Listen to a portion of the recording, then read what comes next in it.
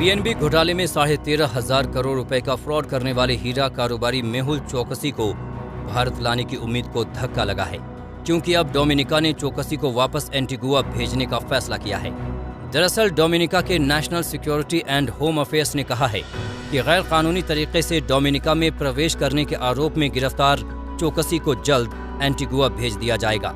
इस बारे में एंटीगुआ और बारबुडा से चोकसी की नागरिकता से जुड़ी जानकारी मांगी गई है, जिसके बाद चोकसी को एंटीगुआ को सौंप दिया जाएगा।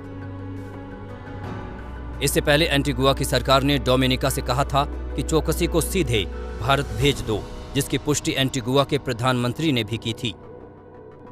दरअसल भारत प्रत्यर्पण के डर से मेहुल चोकसी क्यूबा भागने की फिराक में था। रविवार को एंटीगुआ से लापता होने के बाद मेहुल चोकसी का पता लगाने में इंटरपोल भी लगी हुई थी।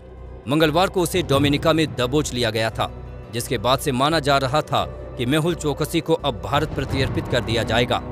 हालांकि तब मेहुल चोकसी के वकील ने कहा था कि मेहुल चोकसी अब भारत के नागरिक नहीं हैं, इसलिए उन्हें सिर्फ एंटीगुआ ही डिपोर्ट किया जा सकता है। यानी भगोड़े मेहुल चोकसी को भारत लाने की उम्मीद एक बार फिर तकनीकी तामझाम में फंस गई है, जबकि डोमिनिका और एंटीगुआ की सरकारें चोकसी को भारत प्रत्यर्पित करने के लिए अपनी हामी भर चुकी थी। चोकसी को 2017 में एंटीगुआ और बरबुडा की नागरिकता मिली थी। 2018 में भारत से भागने के बाद से ही चोकसी एंटीगुआ में रह रहा था।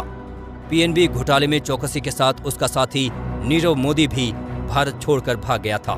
तब से ही दोनों आरोपियों के प्रत्यर्पण की कोशिश की जा रही है। नीरव मोदी ब्रिटेन में है और वहां के गृह मंत्रालय ने उसके प्रत्यर्पण को मंजूरी दे दी है। हालांकि इसके खिलाफ नीरव मोदी ने हाईकोर्ट का दरवाजा खटखटाया है। डोमिनिका में चोकसी की गिरफ्तारी के बाद उसको भारत लाने की उम्मीद जगी थी, लेकिन फिलहाल ये मामला अब टल गया।